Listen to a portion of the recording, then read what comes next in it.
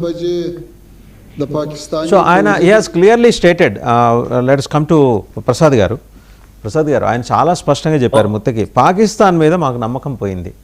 ఇందాక పాపారావు గారు అన్నట్టు ఆఫ్ఘనిస్తాన్ ఇవాళ ఒక అండర్ డెవలప్డ్ కంట్రీ, డెవలపింగ్ నేషన్గా ఎమర్జ్ అవ్వటం కోసం అన్ని ప్రయత్నాలు చేస్తుంది. వాళ్ళ మినిస్టర్ కూడా మొన్న మధ్య మనకి ఢిల్లీ వచ్చి వెళ్ళారు, ఆయన కూడా మనతో మాట్లాడి వెళ్ళారు.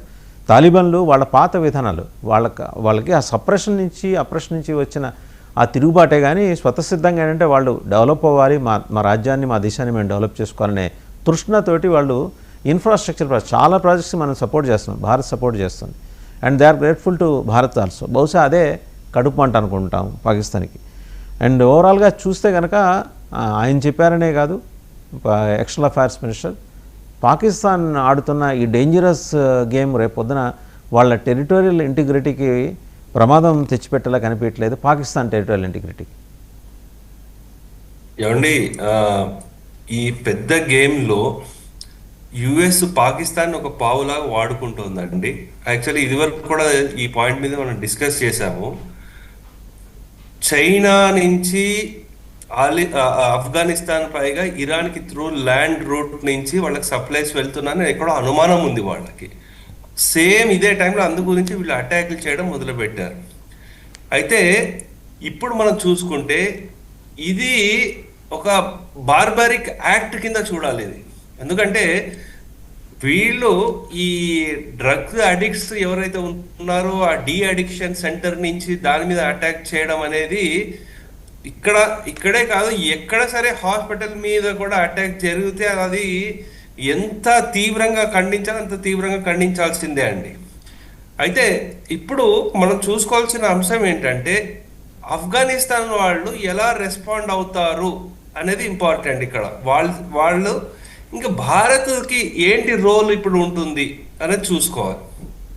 ఫస్ట్ నేను అనుకోవడం, వీళ్ళు తాలిబాన్ వాళ్ళకి దగ్గర 3 లక్షల నుంచి 4 లక్షల మంది పైగా సూసైడ్ అటాక్ చేయడానికి రెడీగా ఉన్నారండి. అంటే వాళ్ళు చెప్పడం కూడా, వాళ్ళ ఫారిన్ మినిస్టరు పాకిస్తాను ఇలా ఈ దౌత్యపరంగా రెస్పెక్ట్ చేయడము, గౌరవించడము పోయింది, ఇంకా వాళ్ళ మీద నమ్మకం మాకు పోయింది. వాళ్ళకి ఏ భాషలో అర్థమైతే వాళ్ళకి తెలుస్తుందో మేము అదే భాషలో చెప్తాము అని అన్నారు. అంటే ఇంకా అగ్రెసివ్గా వాళ్ళకి రెస్పాండ్ అవ్వడము, సూసైడ్ అటాక్స్ మనం చూస్తుండడం, అంటే టీటీపీ స్టైల్ ఎలా ఉంటుందో అది మళ్ళీ ఆ జురాన్ లైన్ లేకపోతే రావల్పిండి, ఇస్లామాబాద్ అక్కడ. దాంతోపాటు ఇంకా ఈ ఓఐసి ఏదైతే ఉంటుందో వాటి మీద దాన్ని కూడా యూజ్ చేసుకోవడం చేస్తారు. అయితే భారత్కి కూడా చాలా పెద్ద బాధ్యత ఉందండి. ఎందుకంటే ఇంత పెద్ద మనకు దేశం అయింది కాబట్టి మనము పాకిస్తాన్ని డిప్లొమాటిక్గా ఎలా ఐసోలేషన్ చేయాల్సిన అవసరం చాలా ఉంది. దాంతోపాటు మనకు అక్కడ ఆన్ హ్యుమానిటేరియన్ గ్రౌండ్స్ అక్కడ ఇంకా వాళ్ళకి మెడికల్ ఎయిడ్, డ్రగ్స్ కానీ కావాల్సినవి రీకన్స్ట్రక్షన్ చేయాల్సిన అవసరం చాలా ఉంది. భారత్ డైరెక్ట్గా కైనటిక్ రోల్ అంటారు, అంటే అక్కడ ఏది వెళ్ళిపోయి యుద్ధం చేయకపోవచ్చు కానీ జియో పొలిటికల్లీ మనకు ఉండే స్ట్రెంగ్త్ని యూజ్ చేసుకుంటే యాంటీ పాకిస్తాన్ ఎలిమెంట్స్ మనం అందరం కలుపుకొని ముందుకు తీసుకెళ్లే ప్రయత్నం మనం డెఫినెట్లీ మనం చేస్తామని నేను అనుకుంటున్నాను అండి.